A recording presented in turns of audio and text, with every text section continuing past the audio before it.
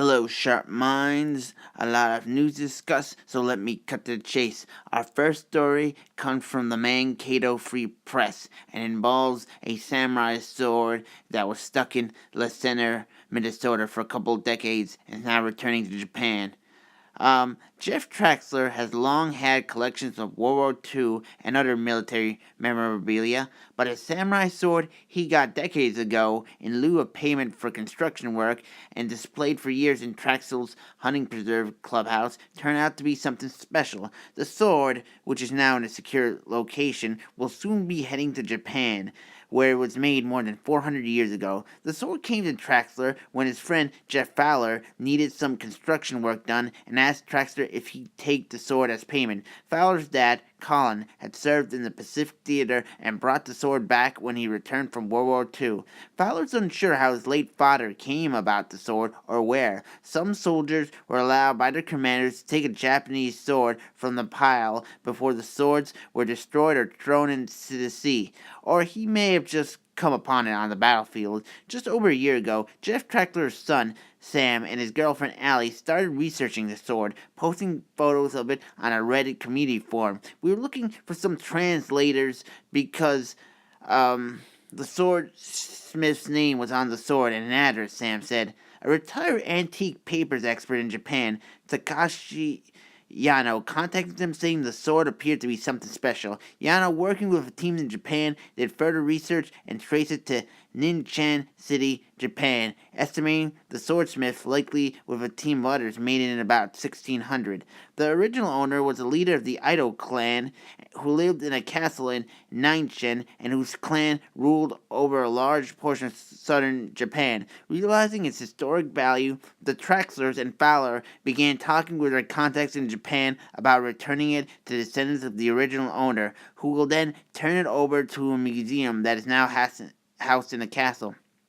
It's worth quite a bit of money, but we're not interested in the money. We just want to return it, Jeff Traxler said. Because his son and son's girlfriend did the investigative work, they will bring the sword back to Japan in late February. The townspeople of Ninchan raised money to pay for the couple's flight and accommodation for a 10-day trip, and will put on a pageantry-filled ceremony where the sword will be reunited with the town of its origins. We're trying the best we can to learn more about their culture. They have the time set up after we get there to prep us for a ceremony and costume makeup, Sam said. He said that once the sword is returned, some of Japan's top experts will be able to restore and further investigate the sword's history. Once they clean it up, they'll be able to study how it was made, the folds in the steel. The couple's also working on a website they will put up tracking the history of the sword, its return, and future followings. Jeff Traxler has many items with interesting pasts, such as a Civil War rifle that was found under a card in Custodia in the 1950s. But none of it was as cool as this sword, he said. It's rare and was thought to be lost, but he's really glad it's back in Japan. Our next story is one for President's Day, and it involves President Truman's missing bejeweled swords. This is not a current story, but it's a very interesting story. For centuries, the world leaders have presented other leaders with gifts that demonstrate their power and wealth, gifts that show their appreciation, even eccentric gifts. Over the years, presidents have received animals, weapons, jewels, textiles, and other curiosities and finery from heads of state and foreign governments around the world. For most of the 20th century, these gifts have been governed by strict rules that spell out who gets to keep what. Presidents may graciously accept plenty of loot from guests to the White House, but they do so on behalf of the American people. During President Truman's time, these rules were not as strict. Before 1966, the presidents were allowed to keep some gifts with approval from Congress. But President Truman had other ideas for his gifts. Truman was really bothered that the papers and gifts of other presidents seemed to be scattered around everywhere. So that was really the reason why, while he was still president, he started arrangements to create a presidential library so he could donate back to the federal government all of his papers and gifts he had received. He actually had to literally sign a deed of gift to give over his papers and objects back to the federal government. It was a good precedent set, ensuring that the American public could forever see and enjoy the trappings of his presidency, and it was one that is now the standard practice for all presidents. But in 1978, two men decided that just being able to visit the spoils of the state wasn't enough. They wanted to claim some of the valuable artifacts for themselves. Around 6:30 a.m. on March 20th, 1978, the two thieves launched an efficient smash and grab. While the security guard was on the other side of the building, possibly distracted by the sketchy behavior of a female accomplice, they broke into the Harry Truman Library and Museum, shattered the glass display case in the lobby, and absconded with three ceremonial swords and two daggers, all inlaid with gemstones. The whole raid took less than a minute. Museum thieves are often a collision of nefarious intentions and institutional neglect, but that was not the case at Truman's presidential library. The security guard on duty was alert and on patrol. The alarms were in working order and sounded when the doors smashed open. Unfortunately, the thieves were prepared and just faster. In 45 seconds, they entered the museum, padlocked the door, preventing the security guard from reaching them, and took what they came for. They drove off, leaving only snowy footprints behind.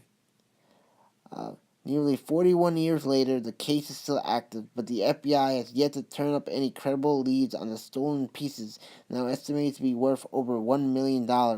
Like his fellow office holders, Truman was a recipient of some pretty wild gifts from foreign governments over the years in the Oval, including a lucky tiger's bone from the Prime Minister of Nepal. But according to many, Truman didn't receive as quite many international gifts as his predecessors. This It may have been due to the fact that many countries have been really devastated after World War II and just trying to recover. So there wasn't some sort of tradition of elaborate gift giving among nations. Perhaps the gifts Truman received from his own citizens made up for the deficit. Some of his favorites in the museum include a bust of Truman carved into a coconut, complete with glasses, and a few portraits of Truman created using only a typewriter. But when it came to ceremonial blades, Truman fared just fine. The weapons decked out in diamonds and other precious stones stolen from that early morning in 1978 were gifts from the Shah of Iran, the Crown Prince of Saudi Arabia, and the Saudi Arabia King. Not as much is known about the circumstances surrounding the sword and scabbard given to Truman by the Shah of Iran. It was also probably the least valuable of the pieces. But the gifts from Saudi Arabia are a different story. In 1947, Crown Prince Amir Saad of the Saudi Arabia made an official trip to the U.S. FDR had forged something of an alliance between the two countries based on shared oil interests, but the relationship was still fragile. During the 15-minute meeting with Truman in the White House on January 14th, Amir Saad paid his respects and presented the president with a jeweled sword with a scabbard and a dagger. These pieces were crafted in gold and steel and inlaid with a few choice diamonds. Truman did the only acceptable thing and responded to the generous gift with one of his own, a signed portrait of himself. 3 weeks later, after Amir Saad was finished with his tour of the U.S., the New York Times reported that the president also lent the Crown Prince his private plane, nicknamed the Sacred Cow, for the return trip. The next occasion for gifting between the two countries was even more monumentous. In April 1950, Amir Saad's father, King Ibn Saad, was becoming increasingly crippled by osteoarthritis and had failed to find relief at the hand of local doctors. Reports also suggested the king was guilty of not following the doctor's orders and sticking them with the blame for his lack of relief. A confidential diplomatic note was sent from the Saudi Arabia ambassador to U.S. State Department requesting assistance in obtaining the immediate services of an outstanding specialist. The U.S. government agreed to the request and rounded up a day of specialists to send on a secret trip to Saudi Arabia.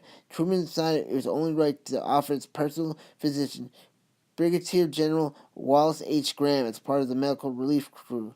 The trip was such a success that the king sent his thanks back to Truman by way of another set of ceremonial weaponry, this time a bit more high-end. According to the National Archives, the sword featured a blade of curved steel with an ivory handle decked out in diamonds and rubies. The dagger had a gold hilt and was encrusted with emeralds, rubies, and diamonds. Both came from an approximately bejeweled scabbard. There isn't much information as to what Truman thought of these gifts beyond notes of gratitude, but they unfortunately caught the eyes of at least two men nearly 3 decades later. Truman was dedicated to ensuring that the American people had access to the important national artifacts from his time in office. In just under a minute, two thieves managed to rob pretty valuable parts of it. I know that was a long one, but that was an interesting story of how President Truman once had swords and how those swords are still missing to this very day. Also, that's about all the time we have for today, and that story was presented by the Daily Beast. Anyways, have a good night and have a good fight. Keep on sword fighting.